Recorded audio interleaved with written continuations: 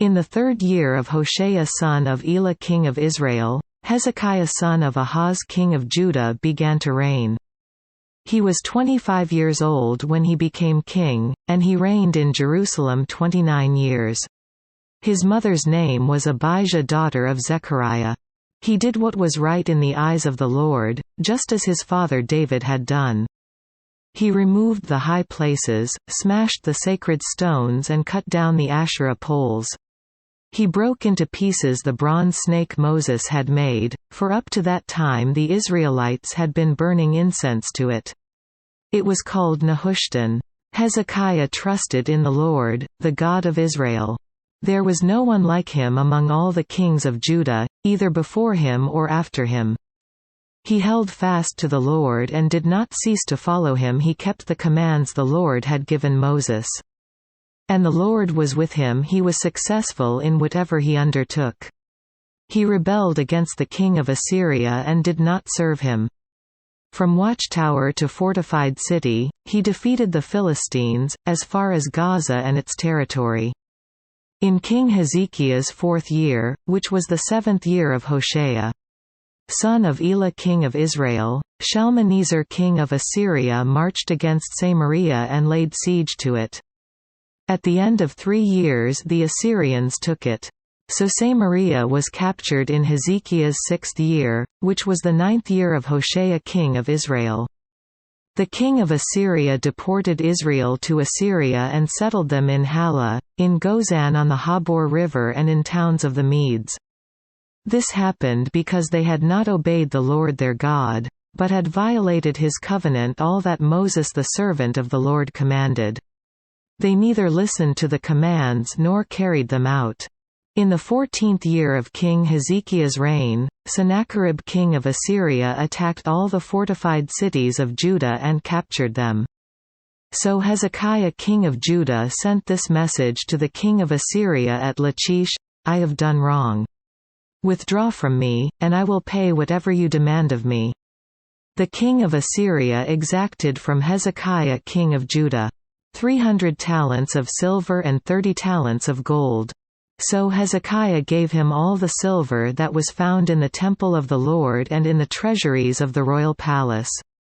At this time Hezekiah king of Judah stripped off the gold, with which he had covered the doors and doorposts of the temple of the Lord, and gave it to the king of Assyria. The king of Assyria sent his supreme commander, his chief officer and his field commander with a large army, from Lachish to King Hezekiah at Jerusalem. They came up to Jerusalem and stopped at the aqueduct of the upper pool, on the road to the washerman's field. They called for the king, and Eliakim son of Hilkiah the palace administrator, Shebna the secretary, and Joah son of Asaph the recorder went out to them. The field commander said to them, Tell Hezekiah, this is what the great king, the king of Assyria, says. On what are you basing this confidence of yours? You say you have strategy and military strength, but you speak only empty words. On whom are you depending, that you rebel against me? Look now, you are depending on Egypt, that splintered reed of a staff, which pierces a man's hand and wounds him if he leans on it. Such is Pharaoh king of Egypt to all who depend on him. And if you say to me, We are depending on the Lord our God, isn't he the one whose high places and altars Hezekiah removed? Saying to Judah and Jerusalem, You must worship before this altar in Jerusalem. Come now, make a bargain with my master, the king of Assyria. I will give you 2,000 horses if you can put riders on them. How can you repulse one officer of the least of my master's officials, even though you are depending on Egypt for chariots and horsemen? Furthermore, have I come to attack and destroy this place without word from the Lord? The Lord himself told me to march against this country and destroy it." Quote, "Then Eliakim son of Hilkiah, and Shebna and Joah said to the field commander, 'Please speak to your servants in Aramaic, since we understand it. Don't speak to us in Hebrew in the hearing of the people on the wall.' But the commander replied, 'Was it only to your master and you that my master sent me to say these things, and not to the men sitting on the Wall who, like you, will have to eat their own filth and drink their own urine." Then the commander stood and called out in Hebrew, "Hear the word of the great king, the king of Assyria.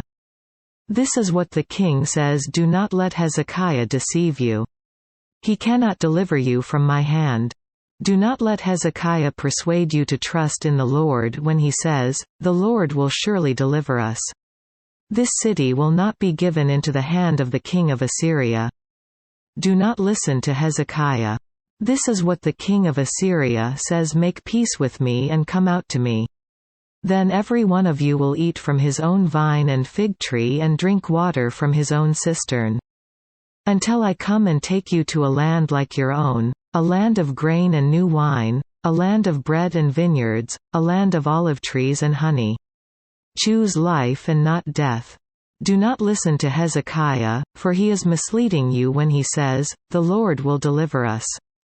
Has the God of any nation ever delivered his land from the hand of the king of Assyria? Where are the gods of Hamath and Arpad? Where are the gods of Sepharvaim, Hena and Ivah? Have they rescued Samaria from my hand? Who of all the gods of these countries has been able to save his land from me? How then can the Lord deliver Jerusalem from my hand?" But the people remained silent and said nothing in reply, because the king had commanded, "Do not answer him." Then Eliakim son of Hilkiah the palace administrator, Shebna the secretary, and Joah son of Asaph the recorder went to Hezekiah, with their clothes torn, and told him what the field commander had said.